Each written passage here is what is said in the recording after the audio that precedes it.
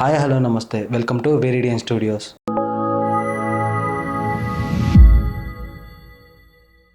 ఈరోజు మనం ఎంతో ఇంట్రెస్టింగ్ అయిన ఫ్యాక్ట్స్ గురించి మాట్లాడుకుందాం.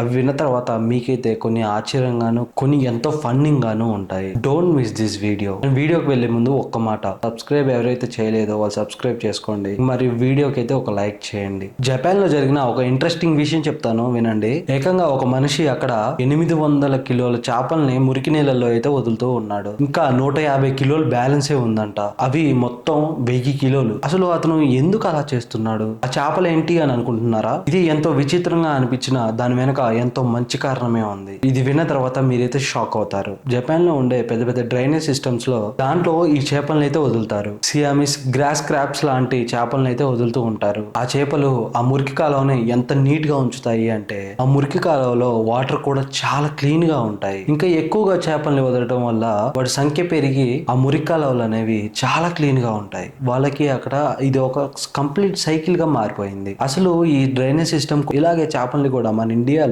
వదిలితే చాలా బాగుంటుంది అనిపిస్తుంది కదా. కానీ ఏం లాభం, మన దగ్గర వేస్తే అవి ఒక రోజు కూడా బతకవు. అవన్నీ కూడా ఒక్కటి కూడా మిగలకుండా చనిపోతాయి. ముందుగా మన గవర్నమెంట్ మురికి కాలువల్ని పూర్తిగా క్లీన్ చేయించాలి. దాని తర్వాత ఈ చేపల్ని అందులోకి వదిలితే ఎటువంటి బ్యాక్టీరియా కానీ మురికి కానీ నాచు కానీ పట్టకుండా ఈ చేపలు అయితే తింటూ ఉంటాయి. అంటే అంత నీట్ గా మెయింటైన్ చేస్తాయని అర్థం. జపాన్ వారు క్లీనింగ్నెస్ లో ఎంత పర్ఫెక్ట్ గా ఉంటారు అంటే చాలా సీరియస్ గా కూడా ఉంటారు. మన దేశంలో ఉన్న ఎన్నో నదుల కంటే కూడా వాళ్ళ డ్రైనేజ్ సిస్టమ్స్ అయితే చాలా క్లీన్ గా కనిపిస్తాయి. వాళ్ళు క్లీనింగ్నెస్ కి అంత ఇంపార్టెన్స్ ఇస్తారు. ఈ ఏరియాని గోల్డెన్ ట్రయాంగిల్ అంటారు. ఇది ఎక్కడ ఉందంటే అర్జెంటీనా, బొలేవియా, చిలీ అనే దేశం మధ్యలో ఉంది. ఈ 3 దేశాల మధ్య స్పాట్ లో ఉంది. అసలు మ్యాటర్ ఏంటంటే మన భూ ప్రపంచం మీద ఉన్న లిథియం స్టాక్స్ దాదాపుగా 50% వరకు ఆ ఒక్క ప్రాంతంలోనే ఉంది. అలా ఉండడం మామూలు విషయం కాదు. ఫ్యూచర్ మొత్తం మన ప్రపంచం పొల్యూషన్ లేకుండా బ్యాటరీస్ అండ్ ఎలక్ట్రిక్ వెహికల్స్ చుట్టూనే తిరుగుతూ ఉంటుంది కదా. అలాంటి బ్యాటరీకి లిథియం అనేది చాలా ఇంపార్టెంట్. అందుకే ఇంతవరకు పెట్రోల్ కి ఎంత డిమాండ్ అయితే ఉందో ఫ్యూచర్ లో కూడా లిథియం కూడా అంతే డిమాండ్ పెరిగిపోతుంది. అందుకే దీన్ని 21st సెంచరీ ఆయిల్ అని కూడా అంటుంటారు. ఈ లిథియం కారణంగానే ఆ 3 దేశాలతో ఎన్నో దేశాల ఫ్రెండ్షిప్ చేయడానికి అయితే ముందుకు వస్తున్నాయి. నేచర్ కూడా ఎంత వింతగా క్రియేట్ చేసిందో చూడండి. సగం లిథియం మొత్తం ఒకే చోట ఉంది. ఇది చాలా ఆశ్చర్యకరంగా ఉంది కదా. ఇది నార్మల్ విషయం అయితే కాదు. లిథియం మొత్తం ఒకే చోట 50% ఉందంటే ఇది చాలా ఆశ్చర్యమైన విషయమే. మనం నార్మల్ గా డిస్టిక్, స్టేట్, కంట్రీ అనేసి ఒక్కొక్క దానికి ఒక్కొక్క పేరు అయితే పెట్టుకున్నాం కదా. కానీ ఫారెస్ట్ అనగానే అన్ని యానిమల్స్ అక్కడే ఉంటాయి, వాటికి ఎటువంటి బోర్డర్స్ అయితే ఉండవు అనుకుంటారు. కానీ అది కంప్లీట్ గా రాంగ్. ఈ తోడేళ్లు కూడా తమకంటూ ఒక దేశాన్ని అయితే నిర్మించుకుంటాయి. ఇది మామూలు విషయం కాదు.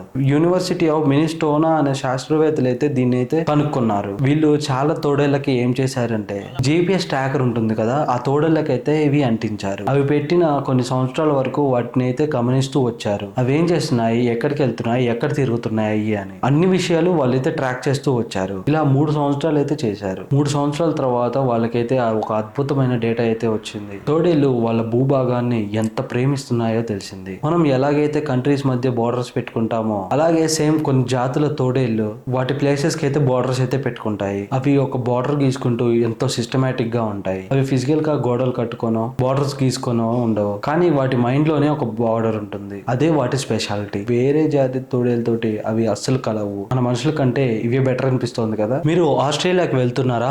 అయితే ఈ విషయం తప్పకుండా గుర్తుపెట్టుకోండి. మీరు ఇక్కడ నుంచి వెళ్ళేటప్పుడు ఏ పువ్వులు కానీ అంటే ఏ ఫ్లవర్స్ కూడా ఏవి తీసుకుని వెళ్ళకండి. మెయిన్ గా మన ఇండియా నుంచి ఎవరైతే వెళ్తారో తప్పకుండా ఈ రూల్ అయితే పాటించాల్సిందే. ఒకసారి మలయాళం హీరోయిన్ తన జుట్టులో పూలు పెట్టుకొని ఎయిర్పోర్ట్ లోకి వెళ్లి ఆస్ట్రేలియాకి వెళ్లే చెకింగ్ లో 1,70,000 రూపాయల ఫైన్ అయితే కట్టింది. అంటే ఒక్కసారి ఆలోచించండి అక్కడ ఎంత స్ట్రిక్ట్ గా ఉంటుందో. ఆస్ట్రేలియా మామూలు దేశం కాదు. మీరు ఒక్కసారి ఓల్డ్ మ్యాప్ చూస్తే ఆస్ట్రేలియా, న్యూజిలాండ్ ఈ రెండింటిని చూస్తే మిగతా దేశాలతో చాలా దూరంగా ఉంటాయి. ఇక్కడ ఉండే ప్లాంట్స్, యానిమల్స్ ప్రపంచంలో ఇంకెక్కడా ఉండవు. ఈ ప్రత్యేకమైన బయోడైవర్సిటీ వల్లే వాళ్ళు బాగా డబ్బులు కూడా సంపాదిస్తూ ఉన్నారు. అందుకే వాళ్ళ ప్రత్యేకతమైన బయోడైవర్సిటీని కాపాడుకోవడానికి అందుకే బయట దేశాల పూలని అస్సలు అలో చేయరు. ఎందుకంటే బయట దొరికే ఫ్లవర్స్ లో వింత వింత పురుగులు, వింత వింత బ్యాక్టీరియా అయితే ఉండి ఉండొచ్చు. అవి ఆస్ట్రేలియా ఆస్ట్రేలియాలో ఉండే ప్రత్యేకమైన పువ్వులని వాటిని నాశనం చేస్తాయో అని వాళ్ళకి చాలా భయం అనమాట. ఈ ఒక్క విషయంలోనే ఆస్ట్రేలియా గవర్నమెంట్ ఎన్నో కోట్ల రూపాయలు అయితే ఖర్చు పెడుతూ ఉంటుంది. బయట నుంచి ఏ పువ్వు కానీ, ఏ చెట్టు కానీ, లేదంటే ఏ జీవజాతి కూడా